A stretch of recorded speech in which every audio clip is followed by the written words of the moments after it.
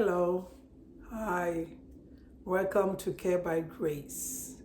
I'm a registered nurse and I provide information about the healthcare in general and about health and education. And I recently did a series on the perioperative process when people are going through surgery and what they need to know, the pre-op, the intra-op, and the post-op. And I'm following up series when the patient leave the recovery room, discharged home with family, and what they need to know. I'll just be brief, won't take too much of your time.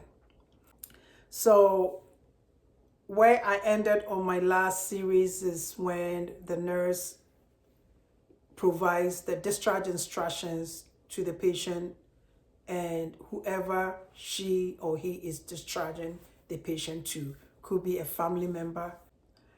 So once the patient is discharged, we usually do not want patients to walk just because it's a safety issue. The hospital usually don't want to be liable just coming out of anesthesia or being out of sedation and just taking the risk of ambulating, walking to your car. So we often escort the patients, the staff escort the patient and their family right to the car. It's just a safety reason. So once you get home, we advise you to rest. Some patients might be awake and alert, wide awake, that they feel like they have the energy to do other things. It's not really advisable when you're coming out of surgery and you decide to have other plans. They say go to a shop or a restaurant or something. When you get home, just put your feet up. You will feel tired. You will feel tired and feel like you need to sleep some more. We always advise patients not to drive or engage in any activity that requires full attention because anesthesia stays in your system for 24 hours. Believe it or not, it does. It lingers on until about quite a few hours, until overnight. Have a family member pick your medication from your preferred pharmacy if you had not already picked it up from the hospital. You would need it, especially if it's pain medication or if it's medication to control nausea or if it's a product to take care of your incision if you have any. Anything that needs to be picked up from the pharmacy, don't do it yourself. Have a family member do it. Or preferably, your doctor had given you your prescription already with a prescription for your suppliers on how to take care of your incision. Just do it ahead of time before you get to the hospital. One other thing that I always bring to family members is food. Patients often ask, can I eat? Yes, you can eat, but just start slow.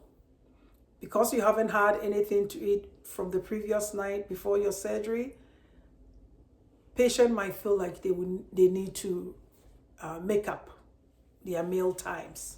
You don't have to. The body will not starve if you have not put any food in your tummy for 24 hours.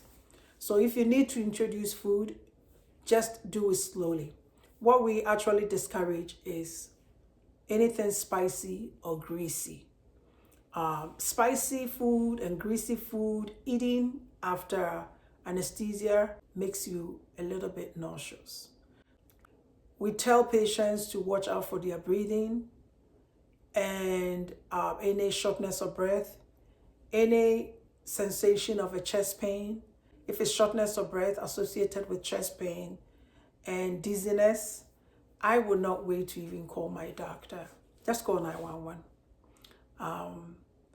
These are some of the post symptoms that might occur. It's not often at all, but it might occur. So just make sure that you take care of that. And please take your medication, especially your pain medication, when you need it. You don't have to play tough. If you hurt, you hurt. Make sure you medicate yourself before the pain gets worse. If you can control the pain and you can take Tylenol or ibuprofen, that is if the doctor wants you to take ibuprofen, is preferred. Unless the pain is moderate to severe and is non-tolerable, not tolerated, then you can go for the hardcore pain medications like the hydrocodone, the oxycodones, or Percocet. The Percocet is acetaminophen mixed with oxycodone, and Vicodin is hydrocodone mixed with acetaminophen. And other medications such as tramadol, they are all controlled drugs. So in other words, if you are given a prescription for pain medication, more than likely it is a controlled drug, unless it says Tylenol. If it's Tylenol, ibuprofen, then it's over the counter. And watch out, don't take ibuprofen until your doctor tells you to. Ibuprofen, simply put, can make you bleed a little bit more. That is if you have an incision. So depending on what the doctor did, they might advise you to take ibuprofen or to avoid ibuprofen. So don't just take ibuprofen if you have not heard from your doctor or you have not received any instructions from your doctor. I believe Tylenol is always, most of the time, okay, unless you are allergic to it. And just rest. Some surgeries might require you to stay still, like not do too much activity. But most of the time, walking around helps, because there is something called DVT, deep vein thrombosis, that can develop after surgery. That is, if you stay still. Inactivity can cause this type of thrombus, like blood clots in your legs. So walking around helps. Being active, cycling out and moving your ankles when you are in bed helps. You don't want to develop clots. And also, to avoid pneumonia after surgery, you need to take in deep breaths every now and then and cough. The nurses usually will discharge you home with a device called incentive spirometer. It helps you, it forces you to take in deep breaths. And when you take in deep breaths, you open up your lungs so that the air sacs in your lungs will not clump together, and that causes pneumonia. So to avoid that, be vigilant, especially if you've had a belly or any incision that is in your belly area, in your chest area, or in your back. When taking deep breaths, it hurts. So patients subconsciously do not want to, they don't take in enough deep breaths and they don't cough.